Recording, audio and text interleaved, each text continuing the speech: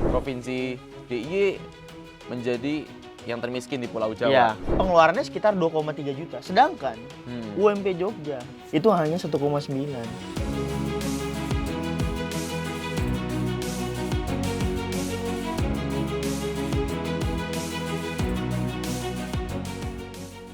Halo netizen semuanya. Oke, Apa nih, Lid? Selamat berjumpa ya. Betul. Pagi, siang, malam buat semuanya, dan masih di segmen politik episode kesekian yang mungkin akan jadi pertemuan terakhir kita dengan netizen ya. Betul. Jadi kita harus kupas tuntas semuanya Yap. yang ada di sekitar kita. Apalagi yang baru-baru ini juga naik lagi. Ramai banget ya. Betul. Dan itu deket banget sama kita di Jogja ini. Betul. Sebagai warga Jogja, gitu, Harus. penduduk. Itu isu politik, ekonomi, masyarakat yang paling hangat nih. Betul. Pasti netizen juga udah banyak denger ya, udah banyak lihat juga beberapa berita tentang Provinsi DI Yogyakarta yang dianggap sebagai provinsi termiskin di Pulau Jawa ya. Betul. Wow, Bahkan itu predikat yang gimana tuh? Membanggakan atau? Harusnya sih, seharusnya ya, Heeh. ya nggak bangga dong ya. Oke. Kita sebagai kota pelajar gitu kan. Tapi perlu kita bahas. Miris ya malah ya. Betul, Ini miris. ada beberapa highlight yang muncul di beberapa laman berita, misalnya Yogyakarta jadi provinsi termiskin di Pulau Jawa, Jawa Tengah kedua. Ternyata deketan Saudaraan tetangga gitu, barengan lah gitu ya. Tetangga itu kompak Miskin ya ternyata, bareng gitu kan. sama-sama miskin. Di Pulau Jawa ya. Udah Pulau Jawa yang kayak kelihatannya kan jadi pusat perekonomian. Yap. Tumbuh semuanya terkoneksi, tapi ternyata Betul. masih ada yang miskin. Yang miskin di tengah lagi. Iya kan? Ini Sama di pinggir dikit lah, selatan Jawa, dikit ya. Jawa Timur, Jakarta kan kaya semua. Yang Ya, tengah-tengah betul. bagian ternyata. Coba ada highlight berita lain mungkin yang bisa kita intip nih. Oke, nah Oh, ini. DIY provinsi termiskin di Jawa versi BPS. Sultan bandingkan dengan Jateng. Aduh, dibanding-banding. Wah, bandingan tapi biar tipis gitu ya. Banding-banding ke ternyata. Kalau ya. kata BPS sih kalau nggak salah 11% nih. Oh gitu. Wow. 11,4 sekian. Iya, 11,4 Dengan sekian. jumlah penduduk miskinnya tercatat itu sampai 400.000, dan menariknya, ironis sih. Ironisnya adalah meningkat Betul. dibanding penilaian Maret 2022. Ini kan sensusnya terbaru September 2022. Sebelumnya 11,3. Ternyata naik nih beberapa bulan kemudian. Pertanyaannya, kok bisa naik ya? Kenapa ya? Memangnya, iya. Katanya pariwisatanya bagus. Pariwisatanya sudah kembali. pertumbuhan. Kemarin kan macetnya tuh nggak Betul. ngotak kan ya.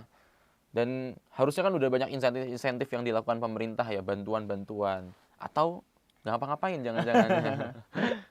Nah ini dibanding-banding karena kalau biasanya sama tetangga sendiri itu memang suka banding-bandingin. YJJA. Iya, yang Jawa-Jawa. Yang Yang Jawa-Jawa Jawa aja, aja. sesama Jawa-Jawa ini ya ternyata banyak membanding-bandingkan. Ada lagi nih, beberapa highlightnya ini, apa tuh? Asmindo, Moh DIY Provinsi termiskin. termiskin di Pulau Jawa. Asosiasi ini ya, perusahaan. Nanti Iya. kita bedah juga tuh. Apa sih perspektif-perspektif ya? Pro kontra. Lebih banyak sebenarnya kalau dari petinggi-petinggi pejabat DIY pasti pembenaran-pembenarannya. Betul. Nah, itu menarik ya. Karena kalau katanya Asmindo ini, padahal pertumbuhan ekonomi jalan kok gitu. Oke. Banyak orang yang lebih sejahtera kok sekarang. Hmm. Tapi yang ngomong pengusaha gitu, perusahaan gitu. Gimana, Lid? Nah. Ada bias gak di situ tuh kira-kira? Pasti. Tapi kita mungkin mulai dari ini dulu, Dit.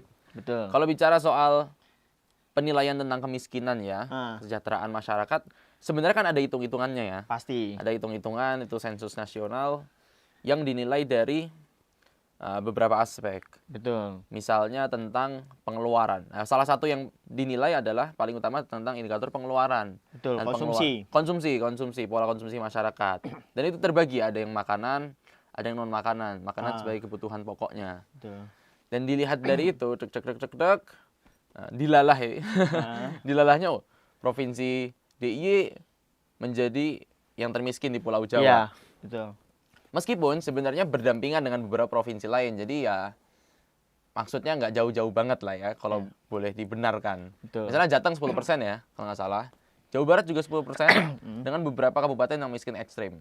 Nah kalau Jogja itu yang miskin ekstrim 2 setahu. Apa tuh? Daerah saya sendiri miskin ekstrim itu. Oke, alright. Oh enggak. Oh, enggak. Saya kan ini. Kita di Sleman sekarang, jadi harus terlihat lebih mapan. Kebetulan lagi di Sleman Lagi ya. di Sleman. Kalau di Bantul ya mode biasa gitu. Jadi Bantul sama Kulon Progo kalau nggak salah ini ya. Bantul ini, aduh. Bantul ini emang nggak selesai dari Ah. dulu. Nah, miskin ekstrim itu setauku adalah dia di bawah garis kemiskinan Garis nasional kemiskinan. yang sekarang di angka 9,47%. Ya, itu kalau BPS tuh nentuin kalau nggak salah 2,3 ya, Lid ya. Apanya? 2,3 juta garis kemiskinan. Dan itu Oh. ada aturannya tuh ternyata. Dan itu konsumsinya kalau yang tadi, kalau kata lu minimal soal makanan ya. Hah. Konsumsi kalori itu kalau nggak salah sekitar 2.200 atau 2.300 kalori. Oh, ada Iya, indikator dan, kalorinya dan itu juga. pengeluarannya sekitar 2,3 juta. Sedangkan Hmm. UMP Jogja itu hanya 1,9. Oh, wow. Gitu kan. Pemkot 2,1 gitu kan. Nah, menariknya adalah garis kemiskinan nasional itu 2,3. Sedangkan konsumsi DIY itu bahkan UMP-nya aja itu tidak sampai garis kemiskinan di nasional. Itu yang mungkin membuat konsumsinya itu rendah. Jadi harusnya spendingnya segini, oh ternyata pemasukannya nggak Iya, nyampe spending. garis minimalnya nggak nyampe nih. Iya. Pendapatan itu kan upahnya kan. Tuh, gimana Lid? Ibaratnya Lucu. ibaratnya nih ya, ya makanya di salah satu ahli bilang kan, ya gimana dia mau coba boosting ekonomi dengan konsumsinya aja rendah yang disebabkan oleh upahnya. Benar. Kayak gitu. Kita sempat bahas ya di episode lalu, Dit. Kita Iya. ngobrol sama salah satu perwakilan serikat buruh di DIY. Dan memang kemarin kan UMP sempat naik 100.000 ya, lumayan. Kita bersyukur netizen. Cuma ya tetap saja tadi ya, perhitungan UMP UMK yang baru pun nyatanya kan tidak berdasarkan pada penghitungan layak konsumsi gitu loh. Yap. Udah nggak berlaku lagi kan. Sekarang pakainya indikator makro aja, misalnya kayak inflasi, tingkat inflasi, pertumbuhan dan sebagainya. Nah, itu juga masalah yang lebih lebih fundamental. Iya, betul. Karena gojekannya kan gini ya, guyonannya adalah, wah, di Jogja itu UMP-nya rendah tapi harga-harga di retail ya, harga Indo itu sama aja sama di Jakarta. Sama aja, benar. Itu kan ini ya, masyarakat Jogja juga jadi aduh, kasihan lah. Ya, jadi gimana nih? Berarti harusnya upahnya diningkatin atau bahkan harganya ya udah gitu. Meskipun ada stigma bilang, wah Jogja murah segala macam. Kue nggak tahu. Sebagai warga Nggak Jogja tahu gimana? dia. Sebenarnya tadi lu Nah, bilang itu nggak tahu ya. harganya sama aja kan? Nah, itu gue juga nggak tahu ya. Bilang pada orang-orang di luar Jogja bilang bahwa harga di Jogja murah gitu. Gimana menurut lu? Nah, ini kalau bicara ekonominya, kita mungkin bukan yang paham ya, bukan yang paling paham. Tapi kan pembentukan harga salah satunya dari inflasi, dari rantai pasok distribusi. Harusnya ya upahnya memengaruhi harga. Iya, betul. Dan dari upah yang lebih tinggi yang memengaruhi pengeluaran dan tingkat ekonomi juga ya. Harusnya begitu sih. Mungkin ya kalau produk-produk di luar yang memang dihasilkan di Jogja mungkin lebih murah memang ya. Kecuali yang mungkin produk retail kita yang mungkin brand-brand yang udah dikirim dari luar Jogja itu harganya sama aja. Bener. Jadi ya kalau yang produk Jogja banget sebenarnya masih murah ya, kayak apa ya? Ya sayur gitu. Kita kan cukup swasembada mungkin ya. Gitu kan, makan 10.000 masih bisa lah gitu 10.000 kan. masih lah. Iya kan. Berasnya masih ada lah. Betul. Beberapa lumbung. Jadi Bantul itu meskipun miskin ekstrim tapi kita menjaga tanah hijau paling banyak gitu. Wow, luar biasa. Bantul juara. Swasembada. Bandung Pride. Meskipun tidak produktif berasnya, ya kan. Lah gimana orang sawahnya ditempatin rumah makan, airnya kesedot. Nah, tapi ini Dit, ada beberapa pembelaan tadi yang kita sempat bahas di awal. Ya keterangan resmi dari beberapa pejabat di DIY. Tadi mungkin yang fotonya itu Ngarso Dalem, Sri Sultan juga menjawab. Ada siapa lagi? Sekda kemarin, Pak Baskoro Aji juga sempat memberikan pernyataan. BPS DIY-nya sampai sampai ini perwakilan BI DIY. Ada beberapa penjelasan. Dengerin nggak lo itu? Ya, kalau nggak salah dia bilang ya masyarakat DIY ini lebih memilih untuk menabung kalau nggak salah. Iya. Lebih memilih untuk menabung daripada mengkonsumsi gitu kan. Iya. Ada pola konsumsi yang menarik kata beliau. Jadi ya anomali itu membuat fakta pertumbuhan konsumsi masyarakat jadi rendah. Ya salah satunya menabung itu. Menabung ya. Menabungnya unik loh, Dit. Gimana tuh? Menabungnya itu ya mungkin menabung di bank ya juga. Tapi menabung itu menabung aset. Misalnya beli kambing, iya kan? Beli tanah.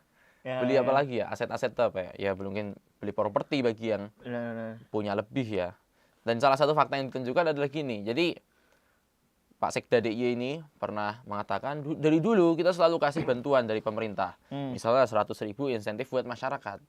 Harapannya apa? Harapannya kan masyarakat dari 100.000 itu beli meningkatkan roda ekonomi. Jadinya apa? Dibeliin kambing.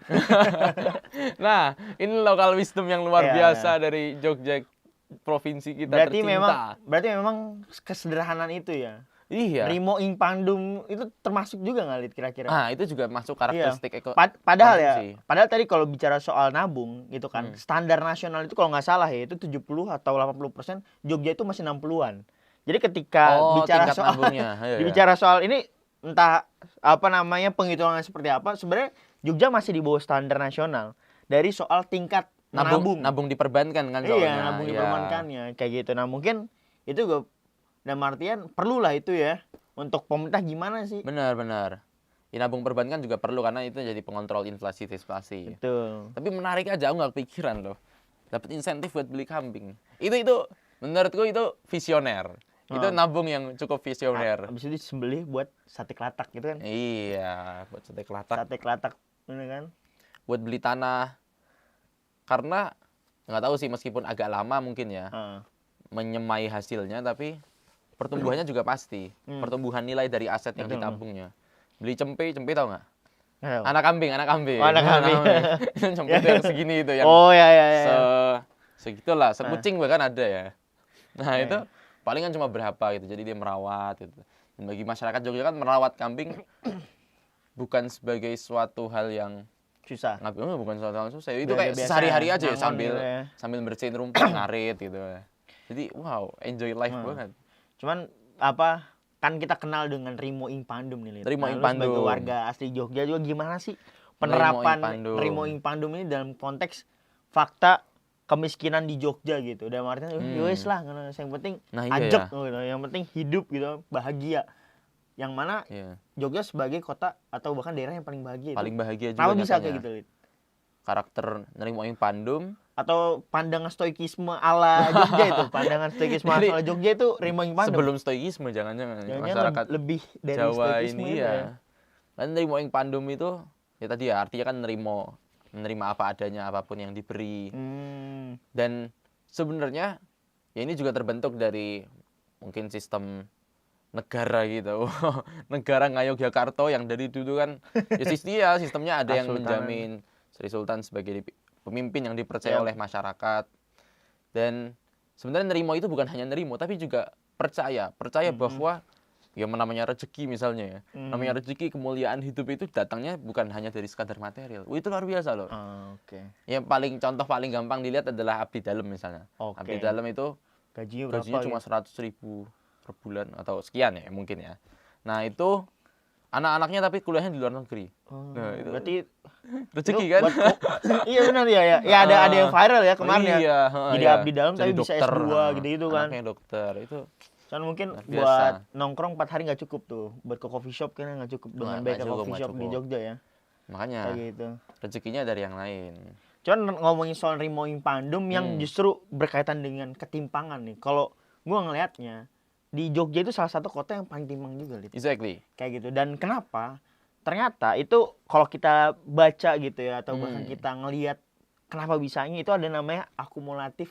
Apa tuh? Akumulatif terstruktur gitu. Maksudnya ketimpangan yang struktur gitu, dan ternyata itu berkaitan dengan kepemilikan pribadi atau privatisasi lah. Wow. Ini rada ideologis sedikit lah ya. Dalam artian ya agak-agak nyenggol ya. Iya, dalam artian kenapa? Ketika negara itu melindungi kepemilikan properti pribadi seseorang, dia berusaha untuk mencari uang kemudian diteruskan gitu, diwariskan ke anaknya gitu. Jadi si kaya dan si miskin melingkarnya di situ-situ aja ya. Ya. Si kaya dan si miskin itu terus ada dan justru perbedaannya semakin tebal. Benar-benar transfer modalnya. Kayak gitu. Indeks gini masih tinggi modal, pekerja gitu-gitu kan. Apalagi dengan mindset atau bahkan pemikiran bahwa US yang penting kerja kan atau Rimo piye. Jadi gak ada upaya untuk ya mungkin gara-gara nerima pandum juga untuk naik kelas itu ya. Iya betul. Naik kelas ekonomi itu ya. Udahlah segini aja lah. Segini aja. Sementara yang tadi punya modal ya diputar ke dia doang. Nah, itu juga bahaya. Yang punya modal siapa nih kalau Jogja? Wah, itu next ini ya.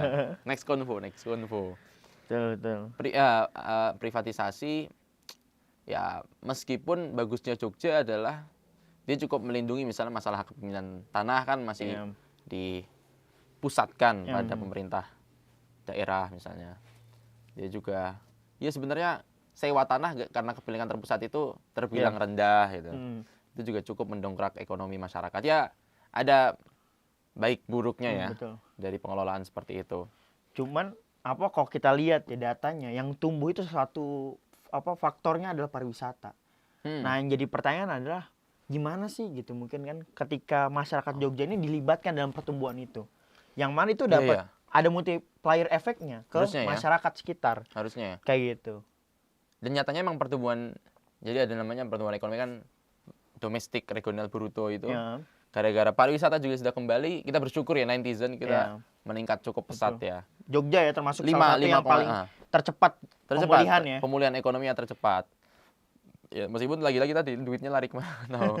Tapi gitu. poin itu benar, jadi melibatkan masyarakat dan beberapa daerah ya jadi role model juga dalam penerapan itu. Misalnya di gua mana tuh Gunung Kidul itu. Jadi pembangunan desa wisata berbasis masyarakat, exactly. Ekoturism itu ya yang lagi tren juga. Lagi tren. Local based gitu. Cuma ya beberapa tantangannya juga gini. Ketika masyarakat dilibatkan dalam hal kayak gitu, biasanya susah. Wah, aku terima ngarit sehari-hari aku ya mau ngarit disuruh kayak gini ya susah Mas gitu. Jadi salah satu contoh di Gua Kiskendo kalau nggak salah di Gunung Kidul itu, bagaimana dia menggerakkan masyarakat biar sadar. Awalnya kan dia diolok-olok bikin penyewaan ban gitu di guanya. Itu butuh 3 tahun, bro.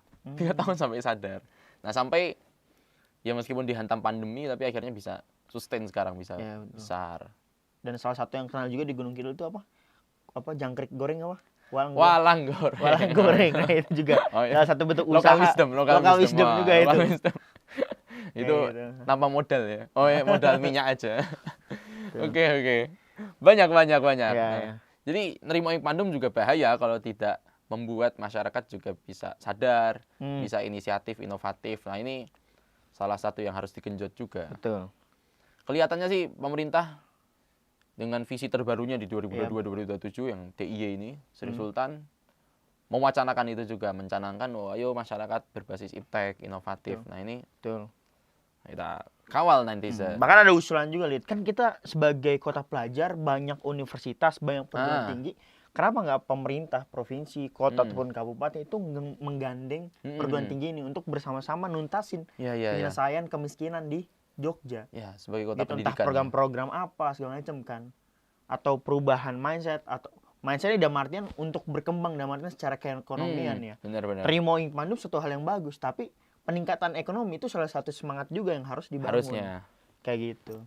Inilah. Jadi kita kota pendidikan dan indeks pembangunan manusia salah satu yang cukup tinggi. Iya. Jadi emang banyak ironi tadi ya. Kita di balik miskinnya Jogja, ternyata indeks bagian tadi tinggi, pembangunan manusia tinggi, apalagi harapan hidup itu tinggi juga. Di atas angka rata-rata nasional. Betul. Wow, ini kita patut bangga juga. Slow living. Slow living membuat umur kita panjang ya. Betul. Nah itu penting ya, universitas dan ya mahasiswa meskipun dari macam-macam daerah kan juga ya perlu untuk lebih mendekatkan diri. Meskipun kadang gapnya bukan gap ya, barrier-nya agak ini gara-gara misal lu bukan orang Jawa nih. Bingung juga kan mendekati orang-orang yang mungkin gak iso bahasa Indonesia Mas. Aku Jawa tapi gak bisa Jawa aja. Gak bisa Jawa. Dengerin bisa. Dengerin gitu bisa kan. ya. Dengerin doang apa Itu. Ya, itu banyak. Jadi barrier-barrier antara masyarakat mahasiswa pun harus dijembatani ya. Betul. Tapi saya yakin bisa lah. Kita punya potensi Semoga besar. Ya. Semoga harusnya ini kan karena masalah yang terjadi secara tahun ke tahun dan ini permasalahan yang udah dan tambah besar ya, tambah tinggi. Tambah besar kayak gitu. Ayo wangun gitu kan. Ayo. Bareng-bareng gitu kan. Dan banyak anak muda Jogja yang berkualitas yang bisa juga ikut membangun Jogja. Nah, itu jangan cuma biasanya lari ke Jakarta gitu. Iya kan? Orang-orang kualitas lari ke Jakarta lupa rumah. Orang Bantul tuh mungkin dinilai miskin ekstrim karena yang kaya-kaya nggak di Bantul. Tapi asli Bantul. Jangan sampai lah. Tadi kalau kita bicara soal faktor ya, beberapa statement mengatakan ini karena pola konsumsi yang menarik tadi kita udah bahas. Yang kedua adalah karena memang dari Maret ke September kenapa meningkat itu kan ada beberapa rentetan ya kenaikan harga pokok, bahan bakar, inflasi juga yang lagi kenceng-kencengnya sekarang, yang itu juga sangat mempengaruhi. Jadi ya selain karena upahnya tadi nggak nutup untuk pengeluaran minimal, ya ditambah lagi, ternyata harga meningkat gara-gara ya tadi bahan-bahan dasarnya meningkat. Masyarakat jadi semakin takut untuk ngabisin duit kan. Iya. Betul.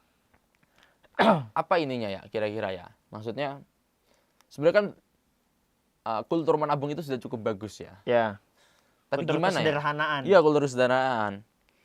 Tapi gimana ya kalau biar nggak dianggap sebagai provinsi termiskin lagi lah. Sementara indikatornya adalah spending. Kalau menurutku ya salah satunya adalah pertama UMK itu terus dinaikin ya. Terus mungkin salah satu hal yang berhasil ya, misalnya entah suntikan dana. Jadi gimana konsumsi ini tetap bisa digenjot, dinaikkan. Kayak gitu.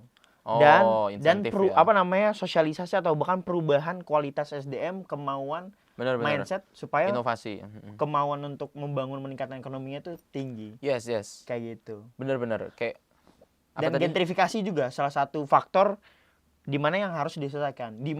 Karena kota Jogja itu udah banyak perhotelan, pariwisata, coffee shop segala macam, dan warga-warga aslinya itu terpinggirkan. Terpinggirkan di dekat Kali Code itu kan juga banyak perkumuhan kan, dan itu secara dalam tanda kutip ya, standar kehidupan itu, kelayakan kehidupan juga minim. Itu harusnya bisa diselesaikan juga soal turun. Faktor gentrifikasi. Dapatnya limbahnya doang ya. Iya. Inilah pengusaha-pengusaha tuh harusnya sadar diri lah. Udah dapat duit banyak di Jogja, maunya bayar murah. Nah, itu banyak ya hal yang harus dibenahi. Selain tadi ya, benar. Insentif itu sebenarnya potensinya masih besar. Misalnya dana istimewa yang jumlahnya sekian. Dan meskipun katanya itu buat pembangunan yang sifatnya budaya, kan bisa. Pembangunan ekonomi berbasis budaya itu kan bisa. Ya. Benar. Akal-akalan pinter-pinternya lah. Inovatif juga pemerintahnya dong gitu. Kalau buat masyarakat ya innovating kayak ya beralih pada sektor UMKM yang dekat dengan potensi Jogja, misalnya di pariwisata tadi, benar. Dan itu ya lagi-lagi perlu pendampingan juga ya. Dari yang tadi kampus, pemerintah, dan pengusaha-pengusaha lainnya. Dan support UMKM. Support ya, kita sebagai masyarakat juga. Mahasiswa-mahasiswa yang datang nih dari luar, jangan jajannya di yang merah-merah itu ya. Bukan mic, bukan. Ya jangan di yang besar-besar aja lah. Jajanlah ke mana misalnya? Susu Sarjana. Bakso apa? Susu Sarjana. Itu UMKM mahasiswa. Di endorse nih parah nih. Ya bakso-bakso yang tenda-tendaan, angkringan. Angkringan itu juga betul. Rasakan keromantisan Jogja dari usaha UMKM itu tadi. Betul. Support lokal enterprise. Dan ya tentu kita berharap Jogja dengan becaknya ini, ada becak tuh. Jogja dengan becak, nggak ada delman ya di sini. Tugunya dengan tugunya. Apalagi ini kita lihat nih. Dan segala keistimewaan di dalamnya ya, harusnya tetap selalu istimewa dan tidak mengandung ironi-ironi tadi. Masyarakatnya jangan malah semakin miskin, semakin tertindas. Kita pengennya kan maju bebarengan, sejahtera bersama-sama. Betul. Dan menemukan sesuatu di Jogja. Apa sesuatu itu? Nah, di akhir perjumpaan kita, tentu saja kita selalu host dan co-host yang setia menemani netizen semua. Di Molitik. Saya Muhammad Khalid. Saya Aditya Rimawan. Mengucapkan terima kasih sudah setia ya menemani diskusi-diskusi kita. Betul. Dan juga mungkin sampai jumpa dalam kesempatan yang lain. Jangan lupa apa, Dit? Cek program-program Hello 99-nya. Ya. Dan apa, Dit? Tonton juga tuh video-video politik yang episode-episode lalu kita playlist sendiri itu ya. Betul. Dan juga mungkin kalau kita berjumpa di program Hello 99 yang lain juga, siapa tahu ya. Betul. Oke. Siap. See you anytime. Bye-bye.